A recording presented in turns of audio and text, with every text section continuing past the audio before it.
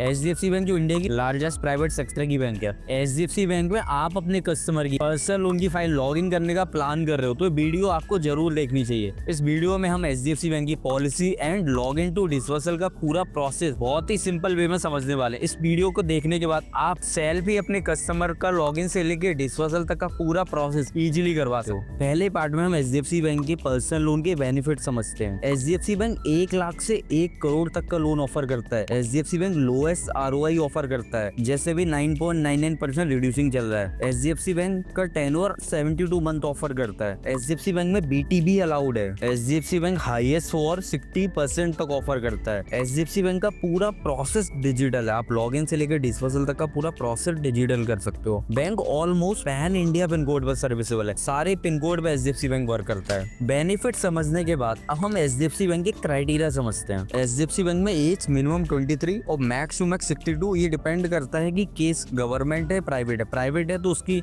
Maximum limit कम है। HDFC bank में मिनिमम सैलरी 30,000 रिक्वायर्ड रहती है। एचडीएफसी बैंक गवर्नमेंट जॉब के group A, B, C and listed company को ही फंड करता है। ग्रुप डी को एचडीएफसी बैंक नहीं करता है। एचडीएफसी बैंक में सिविल या तो -1 होना चाहिए कस्टमर या फिर 700 प्लस होना चाहिए। लास्ट 6 मंथ में कोई भी डिले पेमेंट नहीं होना चाहिए। जिस भी कस्टमर लॉग इन करो तो आप एक बार इंक्वायरी चेक करो। उसकी इंक्वायरी लास्ट 30 डेज में 2 या 3 से ज्यादा नहीं होनी चाहिए। कस्टमर का मिनिमम वर्क एक्सपीरियंस 1 ईयर होना ही चाहिए। जब भी आप किसी कस्टमर का एचडीएफसी में लॉग इन कर रहे हो तो आपको एक बेसिक डॉक्यूमेंट के बारे में पता होना चाहिए। सबसे पहले कस्टमर के पास आधार कार्ड, पैन कार्ड, 3 मंथ का सैलरी स्लिप, 6 मंथ का बैंक स्टेटमेंट, उसका आई कार्ड, फोटो, आर्मी में है तो उसका सर्विस सर्टिफिकेट, फॉर्म 16 या फिर फॉर्म 26AS। बस ये बेसिक डॉक्यूमेंट की रिक्वायरमेंट होती है। अब हम लोग डिस्कस करने वाले हैं एचडीएफसी बैंक पीएल की लॉगिन जर्नी के बारे में कि हम एचडीएफसी बैंक में कैसे लॉगिन करेंगे, क्या क्या स्टेप्स रहेंगे और उन स्टेप्स में क्या क्या हमें डिटेल फिल करनी है। तो सबसे पहले आपको एचडीएफसी बैंक का एक लिंक मिलेगा। जैसे आप उस पर क्लिक करोगे आपको फर्स्ट पेज ये शो होगा। यहाँ पे आपको कस्टमर का मोबाइल नंबर, उसकी डेट ऑफ बर्थ फिल करनी है और ये 3 चेक बॉक्स पे क्लिक करना है। चेक बॉक्स पे जैसे आप क्लिक करोगे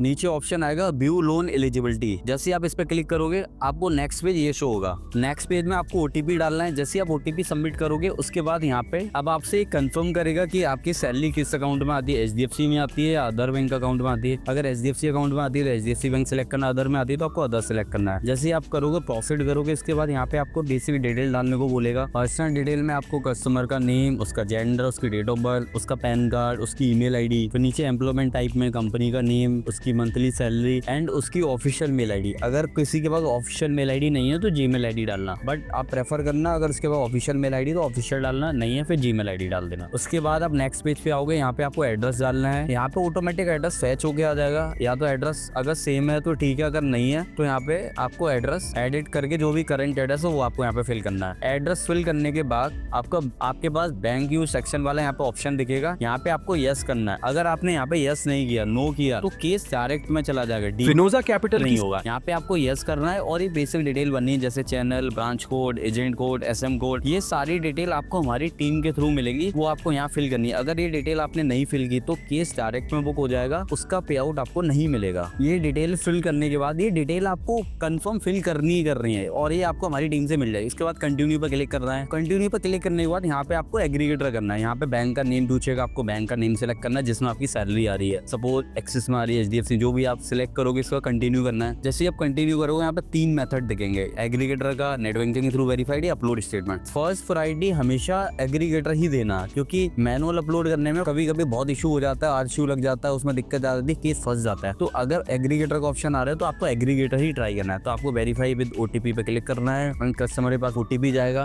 ओटीपी डालना है, अकाउंट सेलेक्ट करना है एंड कंटिन्यू करना है। जैसे आप कंटिन्यू करोगे यहाँ पे आपको इस तरह से ऑफर शो होगा। फर्स्ट पहले लिखा होगा your pre approve loan offer is this is and नीचे लिखा होगा you are eligible for loan up to. ऊपर जो आ रहा है प्री अप्रूवल लोन, इसको कभी सिलेक्ट नहीं करना है। अगर आप इसको सिलेक्ट करोगे तो आप वो फिनोजा कैपिटल नहीं होगा, उस केस को पे आउट नहीं मिलेगा। आपको हमेशा नीचे वाला ऑफर सिलेक्ट करना है। यहाँ पे लिखा हुआ you are eligible for up to 10,45,000, इस पर आपको कंटिन्यू करना है। ऊपर वाला ऑफर सिलेक्ट नहीं करना है। ऊपर वाला सिलेक्ट करोगे फिनोजा कैपिटल नहीं हुआ, ठीक है। ये सिलेक्ट करने के बाद यहाँ पे लोन अमाउंट के लिए बोलेगा तो आपको लोन अमाउंट सिलेक्ट करना। मैं आपको ना एक चीज बता देता हूँ, एचडीएफसी क्या करता है, आप जो भी लोन अमाउंट यहाँ डालोगे या जो भी टेनोर डालोगे फिर आप उसको चेंज नहीं कर सकते। सपोज आपने यहाँ पे 3 लाख रुपए डाल दिए, कस्टमर का ऑफर अगर 5 लाख का आ रहा होगा तो वो 3 लाख ही मिलेगा। तो यहाँ पे हमेशा अमाउंट हमेशा वही डालना है जो कस्टमर को चाहिए। ठीक है। दूसरा टेनवर भी वही डालना है, बाद में टेनवर चेंज नहीं होगा। अगर आपने यहाँ पे अभी डाल दिया 3 ईयर्स, बाद में आप कहोगे नहीं मुझे 4 ईयर का चाहिए, तो चेंज नहीं होगा, दोबारा केस री लॉग इन करना पड़ेगा। तो टेनवर और लोन अमाउंट हमेशा बहुत सोच समझ के डालना है। वो डालने के बाद आपको गेट अ लोन पे क्लिक करना है। फिर यहाँ पे आधार KYC पे आ जाएगा, यहाँ पे आप आधार नंबर डालना है,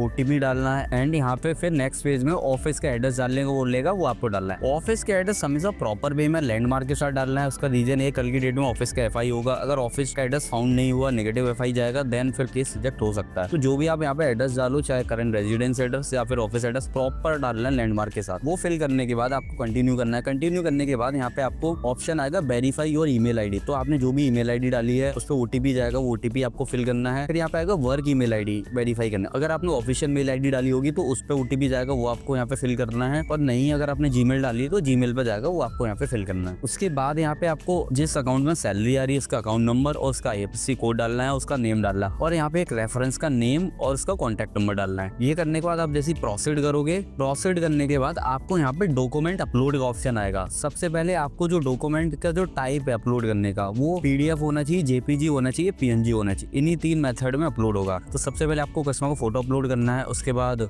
यहाँ पे उसका सैलरी स्लिप अपलोड करनी है, एंड यहाँ पे खुद ही ऑप्शन आ जाएगा। मतलब यहाँ जब आप आओगे, अगर इनको लगेगा सैलरी स्लिप चाहिए तो यहाँ पे ऑप्शन शो होगा, अगर इनको लगेगा इनको ID कार्ड चाहिए तो ID कार्ड का ऑप्शन शो होगा। वो डिपेंड करेगा उस टाइम पे क्या कौन से इनको डॉक्यूमेंट की रिक्वायरमेंट है। बेसिक डॉक्यूमेंट लगेंगे, सैलरी स्लिप, स्टेटमेंट लगेगा एंड ID कार्ड लगेगा, या फिर अगर आपने BT के लिए सिलेक्ट किया हुआ है तो यहाँ पे लोन स्टेटमेंट लगेगा। अरे ये सारे डॉक्यूमेंट अपलोड करने के बाद आपको अपलोड पे क्लिक करना है, एंड जैसे आप नेक्स्ट करोगे आपको इस तरह से एप्लीकेशन की समरी शो होगी। ये आपको एक बार चेक कर लेनी है कि मेरी proper current address proper detail है या नहीं, वही है, जो मैंने DSA कोड वगैरह डाले हैं वो प्रॉपर है या नहीं। अगर सब कुछ ओके होता है देन हमें सबमिट पे क्लिक करना है। जैसे आप सबमिट पे क्लिक करोगे यहाँ पे एप्लीकेशन ID LOS जनरेट हो जाएगा। इसका स्क्रीनशॉट लेके आपको बैंकर को भेज देना है, वो फिर बैंकर इस केस पे पूरा अपडेट देगा। SM को लोन ID शेयर करने के बाद केस में अगर कोई पेंडेंसी आएगी, SM आपको मेल करके बता देगा, एंड फिर आपको पेंडेंसी को रिजॉल्व करना होगा। पेंडेंसी रिजॉल्व होने के बाद केस क्रेडिट में मूव हो जाएगा। क्रेडिट में मूव होने के बाद उसका अप्रूवल आ जाता है, और साथ में ही कस्टमर के ऑफिस और करंट रेजिडेंस एड्रेस का फिजिकल FI इनिशिएट हो जाता है। फिजिकल वेरिफिकेशन पॉजिटिव आने के बाद केस में RIC चेक होता है। अगर RIC ओके है, उसके बाद कस्टमर के SMS पे एग्रीमेंट का लिंक चला जाता है, वहाँ पे उसको नैच और एग्रीमेंट करना है। नैच एग्रीमेंट होने के बाद केस डिस्बर्स हो जाए। इस पूरे टोटल प्रोसेस में मैक्सिमम टाइम जो है 48 से 72 आवर लगता है। ये डिपेंड करता है कि HM कितना सपोर्टिव है और कस्टमर कितना सपोर्टिव है। अगर आपको HDFC बैंक के पर्सनल लोन की रिक्वायरमेंट है, आप डिस्क्रिप्शन में कॉन्टैक्ट लिंक है, आप वहाँ से कॉन्टैक्ट कर सकते हो। आपको लिंक मिल जाएगा जहाँ से आप इजीली लॉग इन कर सकते हो। डिसबर्सल के बाद आपको पे आउट मिल जाएगा। HDFC बैंक के अलावा हमारे पास ICICI bank, Kotak, Indus and yes bank के भी पोर्टल है, उनके एक्सेस भी आपको मिल जाएंगे। आप वहाँ भी लॉग इन कर सकते हो।